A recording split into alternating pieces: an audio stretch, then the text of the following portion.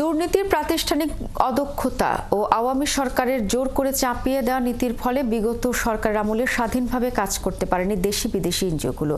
অর্থ ছাড়েও দেওয়া হয়েছে নানা ধরনের প্রতিবন্ধকতা। শ্বেতপত্র কমিটির তৃতীয় বৈঠক শেষে সাংবাদিকদের এসব কথা বলেন ডক্টর দেবপ্রিয় ভট্টাচার্য। দেশি বিদেশি স্থানীয় পর্যায়ের ৭৮টি বেসরকারি উন্নয়ন সংস্থার প্রতিনিধিদের সাথে সভা শেষে ডক্টর দেবপ্রিয় বলেন, বিদেশে অবস্থানরত বাংলাদেশি দূতাবাসগুলো থেকে যথাযথ সহায়তা পায়নি উন্নয়ন সংস্থাগুলো। এনজিও পরিচালনাকারী প্রধান সংস্থা বা এনজিও ব্যুরো থেকেও করা হয়েছে অসহযোগিতা। পাশাপাশি কার্যক্রম ছোট করে আনতেও নানা মহল থেকে চাপ দেওয়া হয়েছে।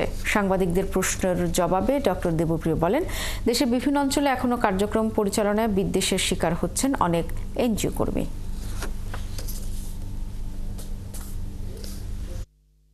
সরকারি ব্যবস্থাপনাকে সুষ্ঠু করা, তাকে আরো বেশি দুর্নীতিমুক্ত করা, এবং এইটা অন্যতম বড় বিষয় হিসেবে ওনারা দেখেছেন আগামীর জন্য।